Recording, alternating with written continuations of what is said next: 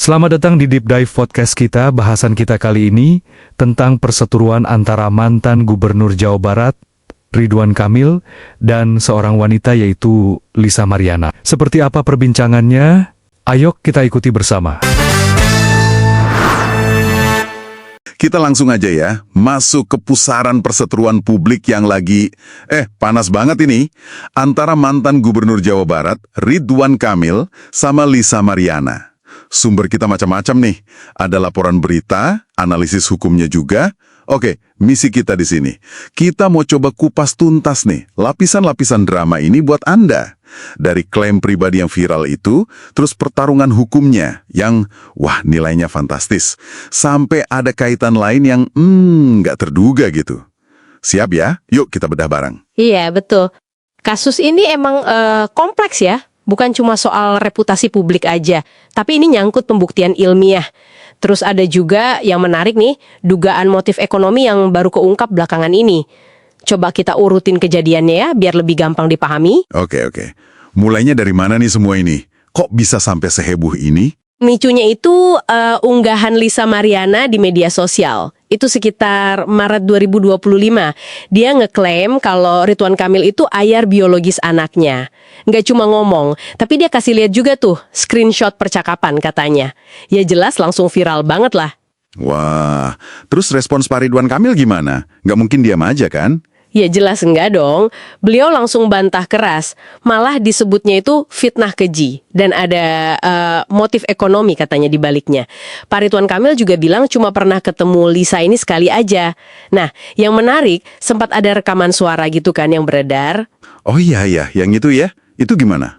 Nah, tapi itu kredibilitasnya diraguin. Pakar telematika Pak Abimanyu bilang rekamannya itu nggak natural. Kayak skrip stand-up komedi katanya.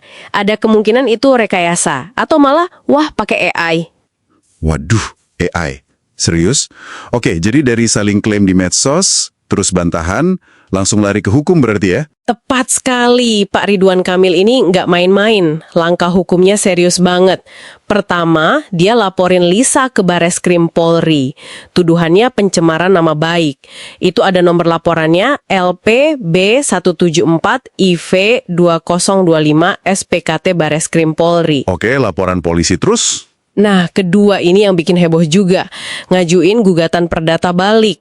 Nilainya itu, 105 miliar rupiah. 105 miliar? Buat apa itu? Rinciannya itu 5 miliar buat kerugian material, nah 100 miliarnya ini buat kerugian imaterial. Karena ngerasa nama baiknya udah tercoreng banget gitu. Wow, 105 miliar itu angka yang luar biasa ya buat gugatan reputasi. Terus Lisanya gimana? Dia ngelawan juga? Iya dong, Lisa juga nggak tinggal diam. Dia gugat balik, minta pengakuan anak, terus minta ganti rugi juga, totalnya 16,6 miliar rupiah. Nah, dari pihak Lisa, lewat pengacaranya, bilang tuntutan 105M dari Pak Ridwan Kamil itu sangat halu. Jadi ya saling gugat ini. Pusing juga dia, ngikutinnya saling gugat dengan angka gede gitu.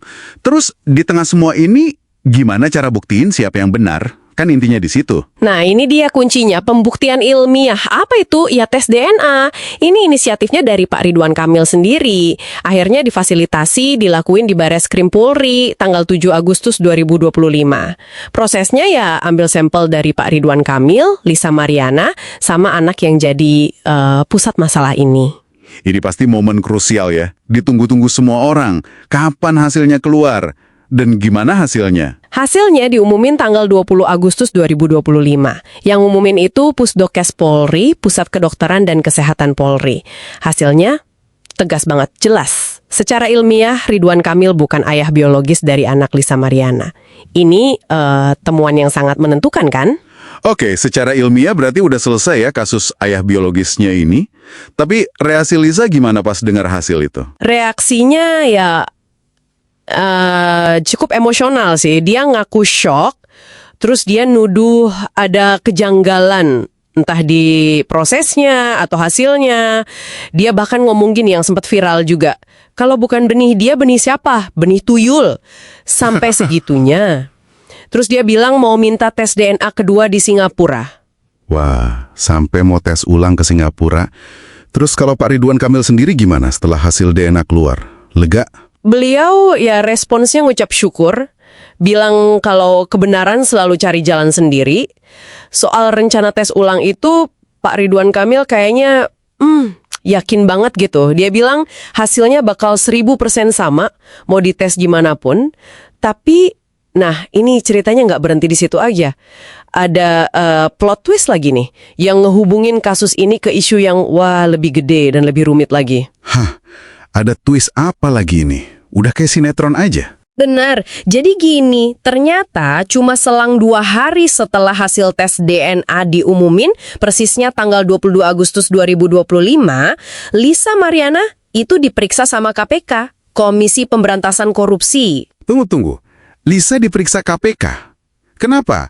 Ada hubungannya sama kasus ini? Nah, pemeriksaannya itu terkait penyelidikan kasus dugaan korupsi di Bank BJB. Ingat kan kasus Bank BJB ini juga sempat nyeret nama Pak Ridwan Kamil, karena dulu posisinya sebagai komisaris ex officio di bank itu. Astaga. Jadi Lisa diperiksa KPK soal kasus yang nyangkut nama Ridwan Kamil juga. Pas banget setelah hasil DNA keluar. Wah, ini timingnya menarik banget. Apa hasil pemeriksaan KPK-nya? Ini dia bagian yang paling mengejutkan mungkin ya. Setelah diperiksa KPK itu, Lisa Mariana secara terbuka ngaku kalau dia emang nerima aliran dana terkait kasus korupsi Bank BJB itu. Dia ngaku nerima dana korupsi BJB. Alasannya apa dia bilang? Alasannya, dia bilang dana itu buat anak saya. Itu pengakuannya. Jadi pengakuan nerima dana korupsi ini muncul persis setelah klaim ayah biologisnya itu dibantah sama tes DNA. Ini kan kayak nguatin tudingan awal Pak Ridwan Kamil soal motif ekonomi itu, bukan? Betul sekali. Pengakuan Lisa di KPK ini ngasih perspektif baru yang wah signifikan banget. Klaim awal soal status anak yang udah jelas-jelas dibantah secara ilmiah sama DNA. Sekarang jadi kelihatan ada potensi terkait sama upaya mungkin ya nutupin atau ngejelasin sumber dana. Dan dana itu dari kasus korupsi BJB yang kebetulan banget melibatkan figur publik yang sama, yaitu Ridwan Kamil. Jadi benang merahnya kayak mulai kelihatan lebih jelas gitu. Oke. Jadi, apa nih artinya semua ini buat Anda para pendengar? Apa yang bisa kita ambil dari kasus rumit ini? Ya, jadi kita lihat ya, gimana sebuah tuduhan pribadi yang viral banget, itu bisa jadi sengketa hukum yang nilainya miliaran. Terus klaim utamanya itu dipatahin sama bukti ilmiah yang kuat, yaitu tes DNA.